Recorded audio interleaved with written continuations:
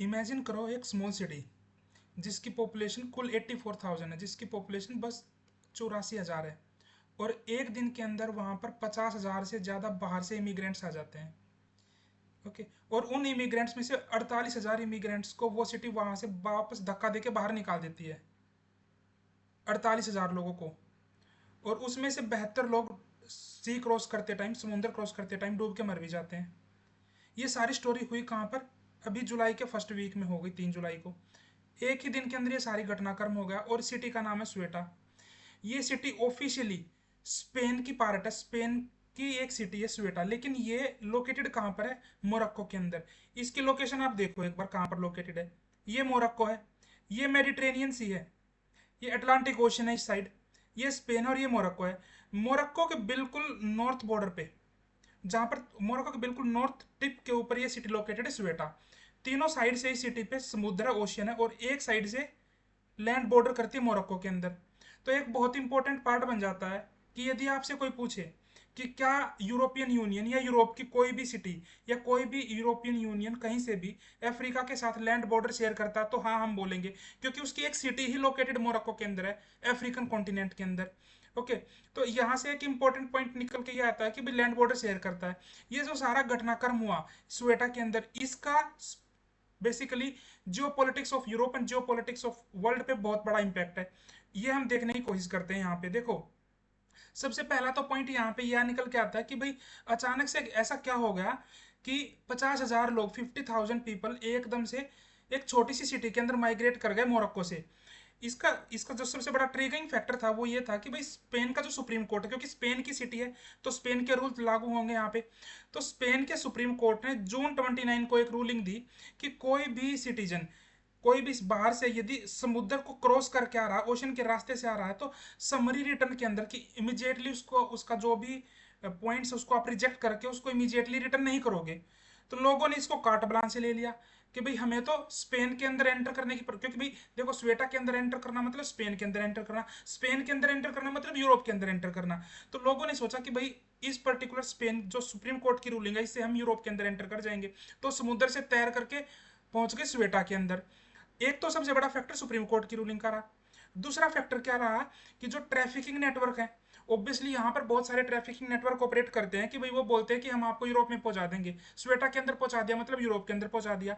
तो उन्होंने इस पर्टिकुलर सुप्रीम कोर्ट की रूलिंग का फायदा उठाया और सोशल मीडिया का यूज करके र्यूमर्स फैला दिए कि समुद्र का यूज करके, सी का यूज करके आप तैर के पहुंच जाओ, बैक वाटर्स का यूज करके स्वेटा के अंदर।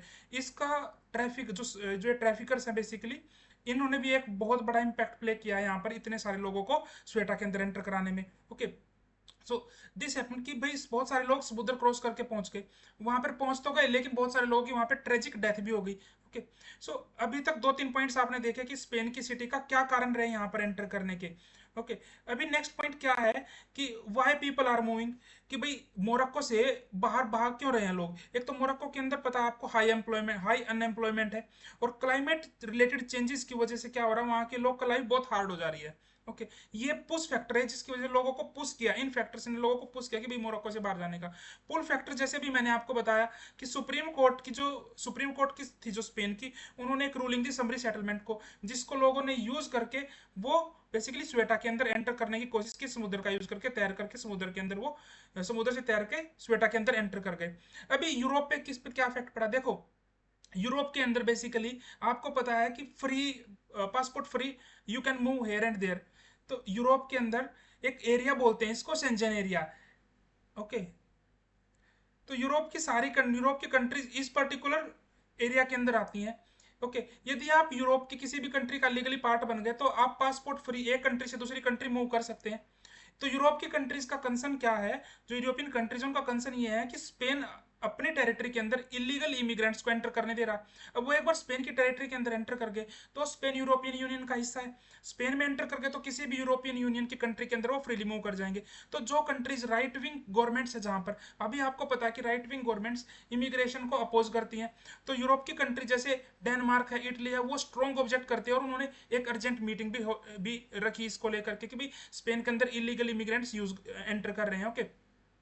इसी के चलते देखो इटली ने तो पोज भी लगा दिया शेंजन इस पे, Italy suspended the free movement with Spain, तो शेंजन से इटली आउट कर गया with respect to the Spain. Okay, so this has led to कि भी इलीगल इमिग्रेंट्स की वजह से बहुत सारी कंट्रीज में राइट विंग पार्टीज एमर्ज कर रहे हैं यूरोप की इलीगल इमिग्रेशन की वजह से। Okay, so this is happening, तो यूरोप इसके बीच में कोटअप हो गया। अब बीच में कोटअप हो कैसे गया, एक साइड तो यूरोपियन यूनियन के जो नेशंस हैं वो चाह रहे हैं कि स्पेन इलीगल इमिग्रेशन पे रोक लगाए जो अफ्रीका से हो रही है।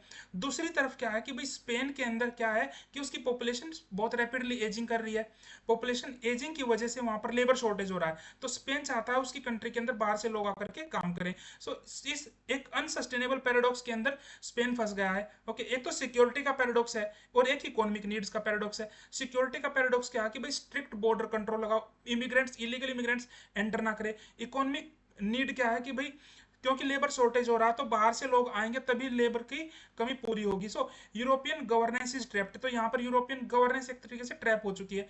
तो जब तक यूरोप इस चीज पे रिकनसाइल नहीं करेगा इंटरनल नीड ऑफ लेबर पे और एक सिक्योरिटी की जो रिक्वायर सिक्योरिटी की जो नीड्स हैं, तब तक ये जो एक सस्टेनेबल पैराडॉक्स बन गया है, जो ये सिचुएशन बन गई यूरोप के अंदर, ये सोल्व नहीं होगी। सो अभी तक एक इंपॉर्टेंट आज का एस्पेक्ट हमने देखा कि जो स्वेटा है it is not just a border management और इमिग्रेशन का इशू नहीं है, ये एक ब्रॉडर एस्पेक्ट में इसको देखना चाहिए और बाकी कंट्रीज भी जियोपॉलिटिकल एस्पेक्ट में इमिग्रेशन को देखना चाहिए। सो इमिग्रेशन एक बस एक सिंपल बाहर से लोग अपनी कंट्री के अंदर एंटर करने का इशू नहीं है, lot of issues are involve in it. So मैं एक बार क्विकली रिकैप करा देता हूँ जो हमने देखा। सबसे पहला देखा कि 48 घंटे के अंदर अंदर 50,000 लोग एक सिंपल छोटी सी सिटी के अंदर एंटर कर गए जिसकी पॉपुलेशन ही 84,000 थी।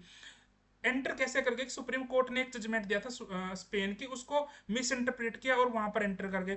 बाकी जो यूरोपियन एलाइज थे स्पेन के, उन्होंने स्पेन को ब्लेम करना चालू कर दिया कि भाई लूज बॉर्डर कंट्रोल की वजह से सिंजन एरिया के अंदर बाहर से इलीगल इमिग्रेंट्स एंटर कर रहे हैं। इसके चलते इटली और डेनमार्क जैसी कंट्री ने इस सेंजन एरिया पे पोज लगा दिया कि हम अपनी कंट्री के अंदर इलीगल इमिग्रेंट्स को एंटर नहीं करने देंगे। So this is it.